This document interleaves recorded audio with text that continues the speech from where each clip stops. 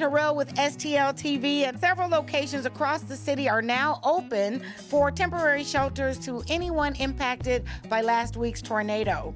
Thanks to the coordinated efforts of American Red Cross and local partners, these families can find emergency shelter at Refresh Church and Friendly Temple Outreach at 6356 Martin Luther King Drive.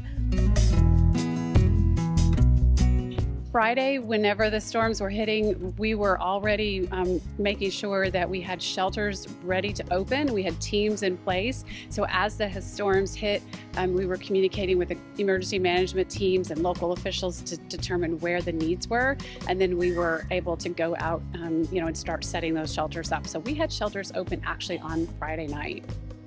So far, we have 163 people in shelters as of today, and that number has been growing every day since we started. When they come to a shelter, individuals can get food, water, 3 meals a day, a cot, blankets, pillows, just comforts to have. We also provide a comfort kit with toothbrush and toothpaste and things like that to make sure that they have those comforts that are probably left at home.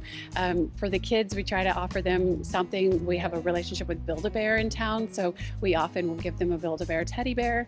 So we just do our best to try to make them as comfortable as possible, because we know it's difficult when you've gone through such an emotional situation as having to leave your home.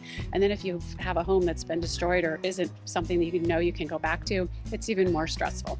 One of the other things we offer is some mental health support. We have disaster mental health people who come in who are volunteers who are trained in that capacity. We also have nursing staff who come in for health services needs and talk to our teams. We're able to help support people if they've lost their prescription glasses or need prescriptions replaced. We also offer people just the opportunity to come into our shelter. If you don't want to stay or can't stay for some reason, you still can come in, recharge your cell phone, get food and water, get a meal, and just recharge. We'll stay open as long as we're needed here. We work with all of the residents and talk to them in our shelters to ask, what their situation is. In some situations, they are only here for a few days and they have a place to go. In others, they're in need of more support. So we will work with our community partners to see how to get them more long-term housing and really work with them in that recovery phase. The next step will be to go out into the communities and start doing disaster assessment to the homes that have been affected. And then once we get a really good picture of all of that, we start the process of trying to determine who's eligible for financial assistance. And so that'll be a next phase where we'll be able to support some of those individuals who had the worst damage to their homes and had that really significant damage, or their home was completely destroyed.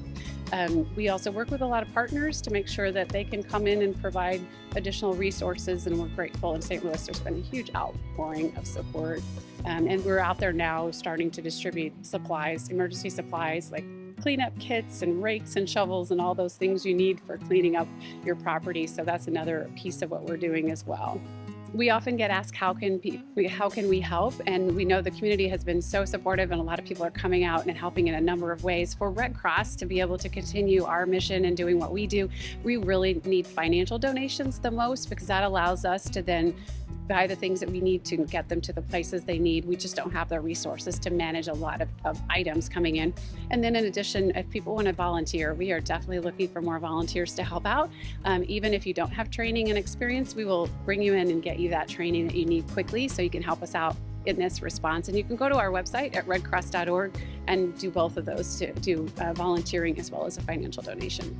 These shelters are offering not just a safe place for your sleep or for your family, but they're also serving food and providing resources as critical residents take the next step toward recovery.